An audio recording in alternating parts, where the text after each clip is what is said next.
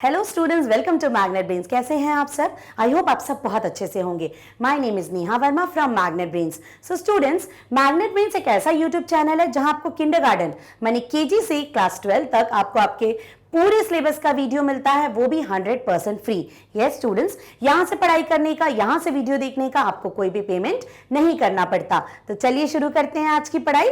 Students, हम कर रहे हैं कक्षा 4 का हिंदी और इसमें आज हम शुरू करेंगे पाठ 9 जिसका नाम है स्वतंत्रता की ओर। यस स्टूडेंट्स, स्वतंत्रता माने क्या होता है? आजादी।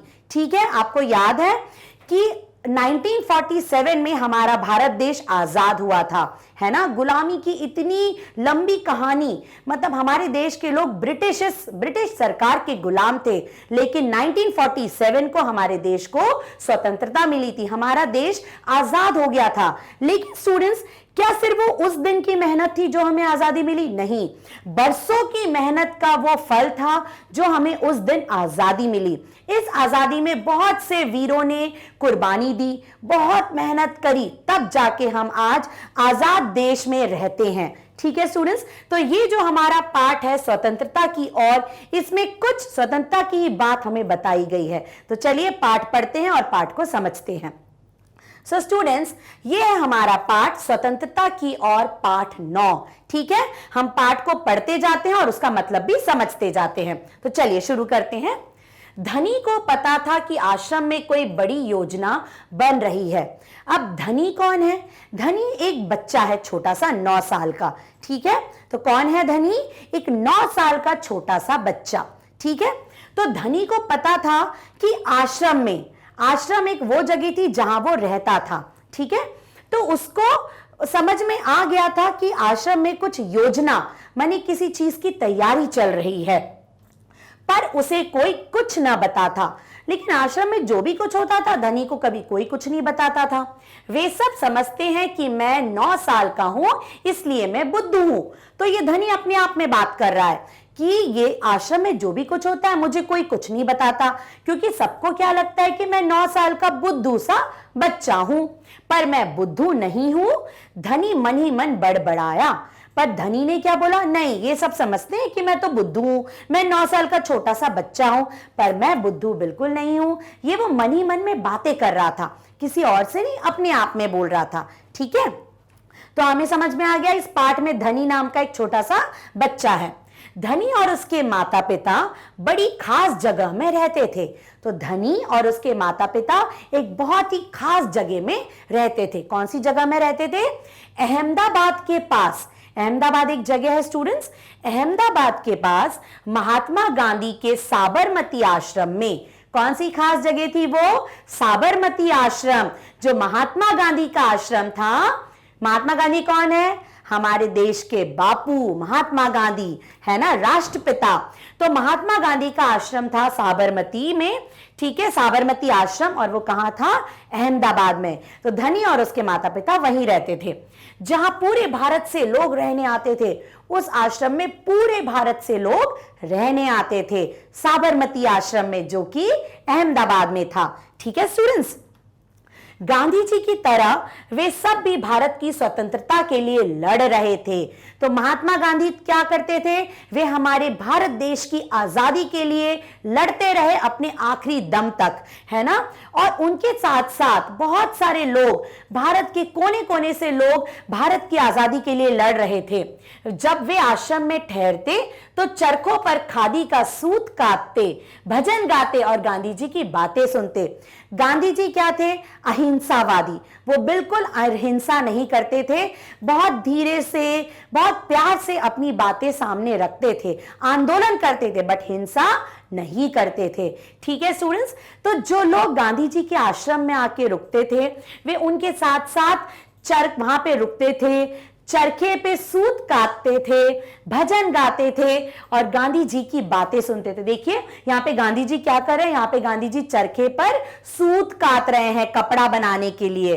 ठीक है, तो वहां जो लोग ठहरते थे वो भी गांधी जी के साथ सूत काटते थे, भजन गाते थे और गांधी जी की बातें सुनते थे। ठीक है, साबरमती में सबको कोई ना कोई काम करना होता था। साबरमती आश्रम में सब अपना काम करते थे, कोई किसी के लिए नहीं करता था, कोई वहां पे नौकर नहीं था, सबको अपना काम खुद करना होता था और सबके काम बटे हुए थे। कैसे? कोई खाना पकाने का काम करता था, कोई बर्तन धोने का काम करता था, कोई कपड़े धोने का, कोई कुएं से पानी लाने का, कोई गाय और बकरियों का दूध दोहने का काम करता था, कोई सब्जी उगाने का काम करता था।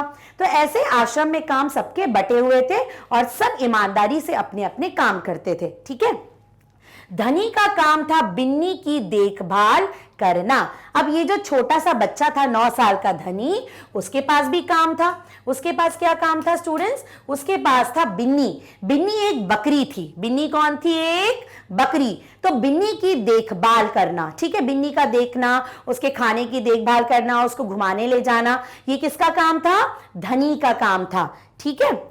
बिन्नी आश्रम की एक बकरी थी। तो बिन्नी कौन थी? आश्रम की एक बकरी। धनी को अपना काम पसंद था। धनी को अच्छा लगता था कि बिन्नी की देखभाल का काम उसको मिला है, क्योंकि बिन्नी उसकी सबसे अच्छी दोस्त थी। तो धनी की सबसे अच्छी दोस्त कौन थी? बिन्नी बकरी। ठीक है स्टूडेंट्स, इतना समझ में आया आपको पार्ट? चलिए अब हम आगे बढ़ते हैं। धनी को उससे बातें करना अच्छा लगता था। अब धनी को अपनी जो दोस्त थी बिन्नी, उससे बातें करना बड़ा अच्छा लगता था। लेकिन सोचो कि वो बकरी है और ये एक बच्चा है। बकरी तो बोल पाती है क्या? नहीं बोल पाती। फिर भी धनी बोलता था और बकरी सुनती थी और दोनों पक्के वाले दोस्त थे। ठीक है। उस दिन सुबह धनी बिन्नी को हरी घास खिलाकर उसके बर्तन में पानी डालते हुए बोला। अब एक दिन क्या हुआ कि धनी बिन्नी को हरी घास खिला रहा था और खिलाने के बाद बिन्नी का एक बर्तन था, उसमें उसने को पानी दिया और पानी डालते हुए उसने कुछ बोला। क्या बोला? कोई बात जरूर है बिन्नी, वे सब गांधी जी के कमरे में बैठकर बातें करते हैं, कोई योजना बनाई जा रही है, मैं सब समझता हूं। तो धनी ने बिन्नी से क्या बोला? बिन्नी, कोई बात तो जरूर है, वे सब लोग गांधी जी के कमरे में बैठे हुए हैं और कोई योजना बना रहे हैं, कुछ करने वाले हैं, है ना? मुझे सब समझ में आ रहा है, मुझे कोई नहीं बता रहा, लेकिन फिर भी मुझे समझ में आ रहा है कि सारे लोग गांधी जी के कमरे में बैठे हुए हैं और कोई योजना बना रहे हैं। ये किसने बोला? ये धनी ने बिन्नी से बोला। ठीक है। बिन्नी ने घास चबाते हुए सिर हिलाया, जैसे कि वह धनी की बात समझ रही है। अब बिन्नी ने भी क्या किया? उसने भी अपना ऐसे सर हिलाया धनी की बात सुनकर, जैसे उसको सब समझ में आ गया। ठीक है। धनी को भूख लगी। कूदती फांदती बिन्नी को लेकर वह रसोई घर की ओर चला। अब क्या हुआ? अब धनी को भूख भी लग गई, तो वो बिन्नी को उसने अपने साथ लिया और बिन्नी कूदती हुई फांदती हुई चली धनी के साथ। और धनी कहां गया? रसोई घर की ओर, किचन की ओर। रसोई घर माने किचन, जहां हमारी मम्मा, जहां हमारी माँ खाना पकाती हैं। ठीक है। चलो आगे बढ़ते हैं। उसकी मां चूल्हा फूंक रही थी और कमरे में धुआं भर रहा था। तो रसोई घर में उसकी मां क्या कर रही थी? चूल्हा जला रही थी। उस समय गैस तो नहीं थी, जैसे अभी हमारी मम्मा किस पे खाना पकाती है? गैस के चूल्हे पर। उस समय गैस का चूल्हा नहीं होता था, मिट्टी का चूल्हा बना होता था, उसमें लकड़ियां या कंडे जलाकर खाना पकाया जाता था और ऐसे फूका जाता था ताकि उसमें आग लगे। ठीक है। तो उसकी मां चूल्हा फूंक रही थी और कमरे में धुआं भरा हुआ था। अम्मा, क्या गांधी जी कहीं जा रहे हैं? धनी ने अपनी मां से पूछा। अम्मा, उसने अपनी मां को क्या बोला? अम्मा। अम्मा, क्या गांधी जी कहीं जा रहे हैं? उसने पूछा। किसने पूछा? धनी ने अपनी मां से पूछा। खांसते हुए मां बोली, क्योंकि वहां धुआं धुआं था, तो उसकी मां ऐसे खांसते हुए बोली, वे सब यात्रा पे जा रहे हैं, माने लंबी यात्रा करने जा रहे हैं। यात्रा? कहां जा रहे हैं? धनी ने सवाल किया। अब धनी ने बोला, यात्रा मतलब कहां जा रहे हैं? समुद्र के पास कहीं। तो मां ने क्या बोला? कहीं समुद्र के पास जा रहे हैं। अब सवाल पूछना बंद करो और जाओ यहां से धनी। अम्मा जरा गुस्से से बोली, पहले मुझे खाना पकाने दो। अब इतने सारे सवाल पूछे धनी ने कि गांधी जी कहां जा रहे हैं। अम्मा ने बोला समुद्र के पास। तो धनी ने बोला, समुद्र के पास क्यों जा रहे हैं? तो उसकी मां गुस्से में बोली, चुप रहो, अब ज्यादा सवाल मुझसे मत पूछो, यहां से जाओ, मुझे पहले खाना पकाने दो। ठीक है। अब धनी को यह समझ में आ गया कि गांधी जी कहीं समुद्र के पास जा रहे हैं लंबी यात्रा पर। ठीक है। अब देखो आगे क्या हुआ। धनी सब्जी की क्यारियां की तरफ निकल गया। अब धनी रसोई घर से कहां गया? सब्जी की क्यारियां, ऐसे सब्जी जहां पे उगाई जाती है एक लाइन से, उन्हें बोलते हैं क्यारियां। ठीक है, तो सब्जी की क्यारियों की तरफ निकल पड़ा वो, जहां बूढ़ा बिंदा आलू खोद रहा था। बूढ़ा बिंदा माने बिंदा कौन है? एक आदमी जो थोड़ा सा बूढ़ा है, जिसकी उम्र हो गई है। ठीक है, तो वो आलू खोद रहा था, माने वो बिंदा सब्जी उगाने का काम करता था। बिंदा चाचा, उन्हें सब क्या बोलते थे? बिंदा चाचा। ठीक है, धनी उनके पास बैठ गया। आप भी यात्रा पर जा रहे हैं क्या? बिंदा ने सिर हिलाकर मना किया। अब धनी ने बिंदा चाचा से क्या पूछा? चाचा जी, क्या आप भी यात्रा पर जा रहे हैं? तो चाचा ने बोला नहीं, ऐसे सिर हिलाकर मना किया। बिंदा ने सिर हिलाकर मना किया। उसके कुछ बोलने से पहले धनी ने उतावले होकर पूछा, कौन जा रहा है? कहां जा रहे हैं? क्या हो रहा है? अब बिंदा चाचा ने तो मना कर दिया कि मैं तो नहीं जा रहा भैया, लेकिन उनका और कुछ पूछने से पहले धनी ने बहुत सारे सवाल पूछे। अच्छा, कौन कौन जा रहा है? कहां जा रहे हैं? क्या हो रहा है ना? बहुत सारे सवाल थे धनी के मन में। फिर क्या हुआ? बिंदा ने खोदना रोक दिया और कहा, तुम्हारे सब सवालों के जवाब दूंगा, पर पहले इस बकरी को बांधो, मेरा सारा पालक चबा रही है। बिंदा चाचा ने क्या बोला? ठीक है भाई, मैं तुम्हारे सारे सवालों के जवाब दूंगा, लेकिन पहले तुम अपनी बकरी को बांध दो, क्योंकि ये मेरी पालक खा रही है, जल्दी से इसको बांध दो कहीं पर। ठीक है, फिर क्या हुआ? धनी बिन्नी को खींच कर ले गया और पास के नींबू के पेड़ से बांध दिया। फिर उसने बिन्नी को नींबू के पेड़ से बांध दिया। फिर बिंदा ने उसे यात्रा के बारे में बताया। अब बिंदा चाचा ने उसको यात्रा के बारे में बताना शुरू किया। क्या बताया? गांधी जी और उनके कुछ साथी गुजरात में पैदल चलते हुए दांडी नाम की जगह पर समुद्र के पास पहुंचेंगे। उन्होंने क्या बताया कि गांधी जी और उनके कुछ साथी, गांधी जी के साथ उनके कुछ लोग गुजरात में पैदल चलते हुए, माने पैदल जाएंगे वो लोग दांडी नाम की जगह पर। कौन सी जगह पर? दांडी नाम की जगह पर। कौन सी जगह? दांडी। दांडी नाम की जगह पर जाएंगे, जगह पर समुद्र के पास पहुंचेंगे। कहां पहुंचेंगे? समुद्र के पास। गांव और शहरों से होते हुए पूरा महीना चलेंगे, माने गांव से होते हुए, शहरों से होते हुए पूरा महीना यात्रा पैदल करेंगे।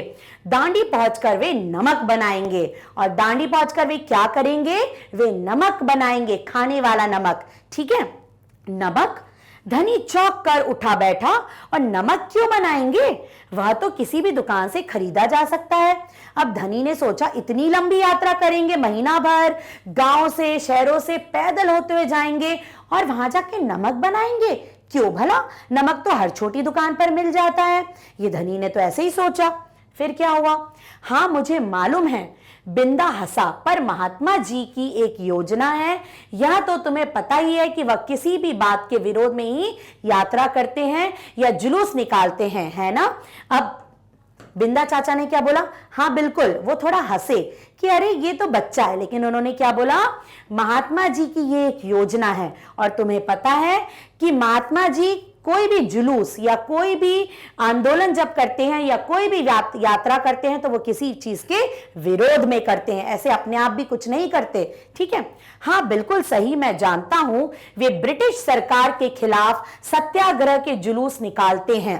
तो क्या बोला धनी ने? हाँ मुझे मालूम है कि वो किसी के विरोध में ही जुलूस निकालते हैं, और मुझे मालूम है वो ब्रिटिश सरकार के खिलाफ सत्याग्रह से आंदोलन करते हैं, माने सत्याग्रह का आंदोलन करते हैं, जिससे कि उनके खिलाफ लड़ सके और भारत स्वतंत्र हो जाए।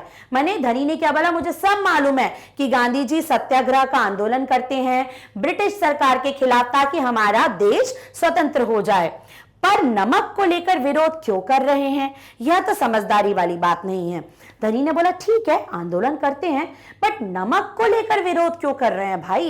ये तो मुझे समझदारी वाली बात बिल्कुल नहीं लग रही। इतने दूर पैदल जाएंगे, पैदल यात्रा करेंगे और वहां जाकर नमक बनाएंगे, है ना? फिर क्या हुआ?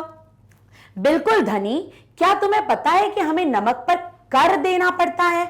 अब बिंदु जो हमारे जो चाचा जी हैं, है ना, कौन से चाचा? हमारे बिंदा चाचा, उन्होंने क्या बोला? तुम बिल्कुल सही बोल रहे हो धनी, बट तुम्हें क्या पता है कि जो नमक हमें मिलता है, जो हम बाजार से खरीदते हैं, उस पे हमें कर देना पड़ता है। कर माने टैक्स। जो सरकार को दिया जाता है किसी भी चीज के लिए। ठीक है। अच्छा, धनी हैरान रह गया कि नमक खरीद रहे हैं, उसके ऊपर कर भी दे रहे हैं, टैक्स भी दे रहे हैं। नमक की जरूरत सभी को है। इसका मतलब है कि हर भारतवासी, गरीब से गरीब भी यह कर देता है। बिंदा चाचा ने आगे समझाया, लेकिन यह तो सरासर अन्याय है। धनी की आंखों में गुस्सा था। अब क्या हुआ? धनी ने बोला, नमक तो एक ऐसी चीज है जो हर कोई इस्तेमाल करता है, चाहे वो गरीब हो चाहे अमीर हो। इसका मतलब हर कोई नमक का कर देता है, हर भारतवासी। ये तो बिल्कुल गलत है, क्योंकि नमक तो एक बहुत छोटी चीज है जिसके बगैर हम खाना खा ही नहीं सकते, है ना? तो ये तो कितनी गलत बात है। फिर क्या हुआ? हाँ, यह अन्याय है। इतना ही नहीं, भारतीय लोगों को नमक बनाने की मनाही है। महात्मा जी ने ब्रिटिश सरकार को कर हटाने के लिए कहा, पर उन्होंने यह बात ठुकरा दी। तो क्या कहा बिंदा चाचा ने? बिल्कुल सही। लेकिन इतना ही नहीं, हम कर नहीं देते, बल्कि भारतीयों को, कि हर भारतवासी को, किसी भी भारतवासी को नमक बनाने के लिए मनाही है। माने कोई भी भारतवासी नमक नहीं बना सकता। और इसके लिए जब महात्मा गांधी जी ने ब्रिटिश सरकार से बात करी तो उन्होंने साफ मना कर दिया कि नहीं, आप लोग नमक नहीं बनाएंगे। हम जो नमक आप बना के देंगे आप वही इस्तेमाल करेंगे और हमें कर देंगे। इसलिए उन्होंने निश्चय किया कि वे दांडी चल कर जाएंगे और समुद्र के पानी से नमक बनाएंगे। तो तब गांधी जी ने यह फैसला लिया कि ठीक है, हम लोग दांडी तक पैदल यात्रा करेंगे और वहां पे समुद्र से नमक बनाएंगे। ठीक है। 1 महीना तक पैदल चलेंगे।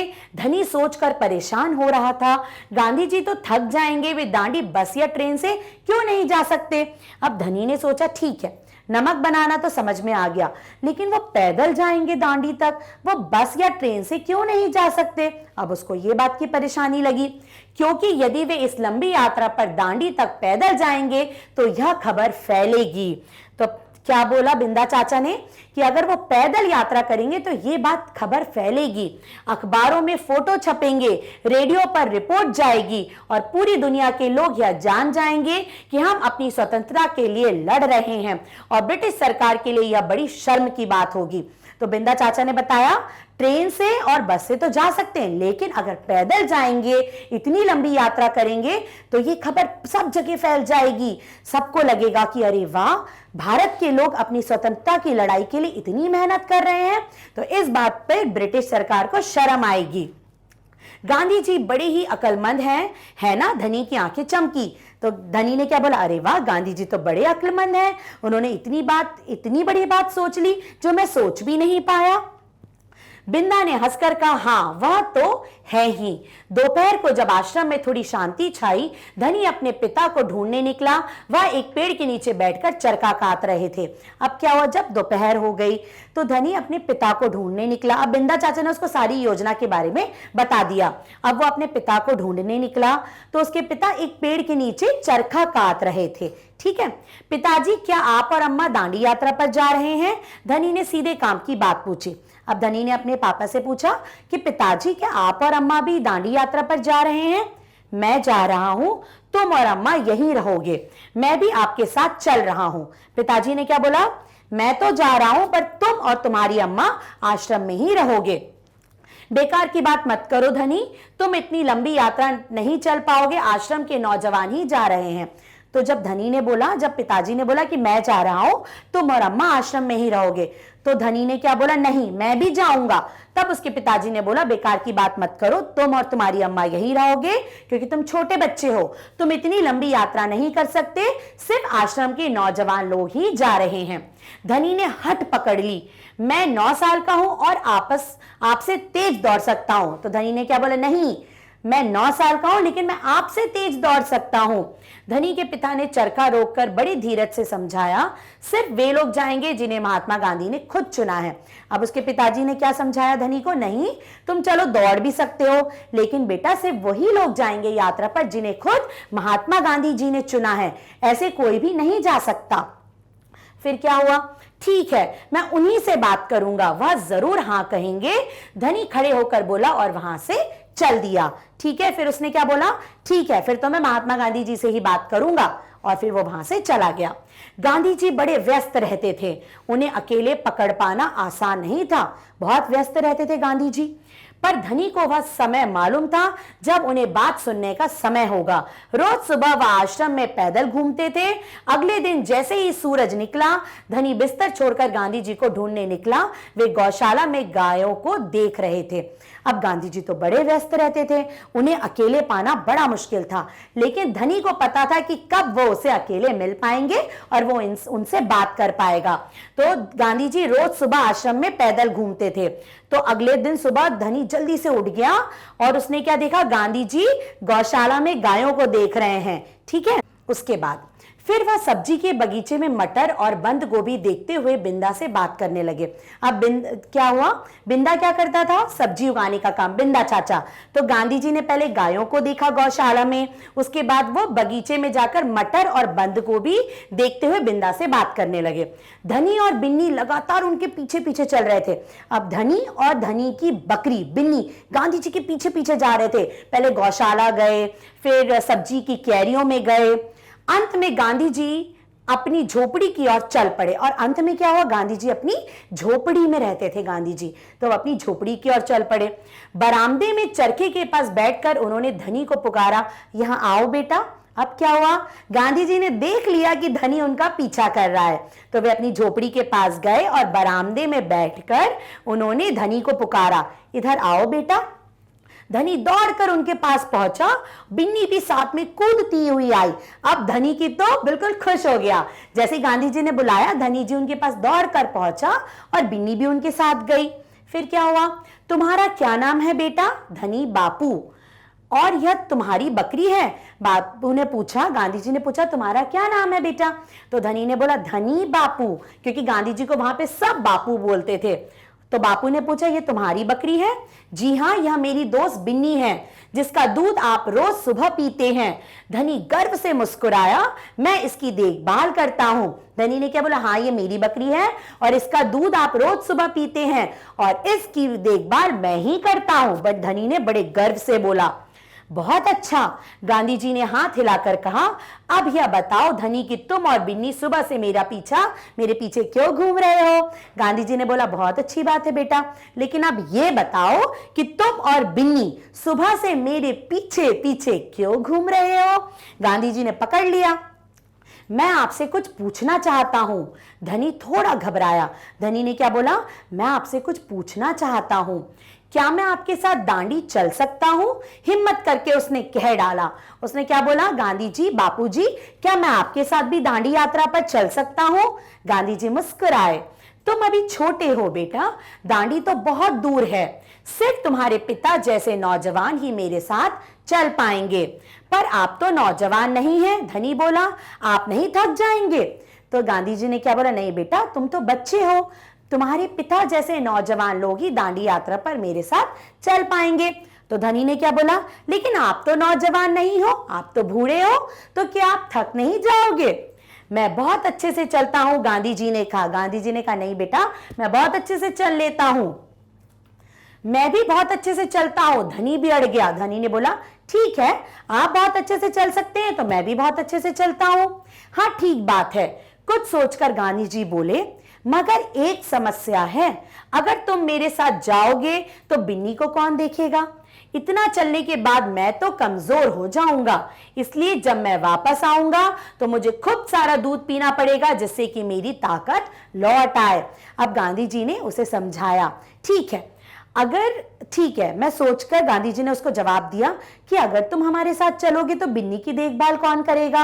और सोचो, जब मैं इतनी लंबी यात्रा करके आऊंगा तो मैं तो कमजोर हो जाऊंगा, फिर मैं बिन्नी की बकरी जो है उसका दूध पीकर ही तो मुझे ताकत आएगी। तो फिर क्या हुआ, यह बात तो ठीक है, बिन्नी तभी खाती है जब मैं उसे खिलाता हूं। अब क्या हुआ, अब धनी ने बोला, ठीक है, आप ठीक कह रहे हो, क्योंकि बिन्नी की देखभाल तो मैं ही करता हूं, वह तभी खाना खाती है जब मैं उसे खिलाता हूं।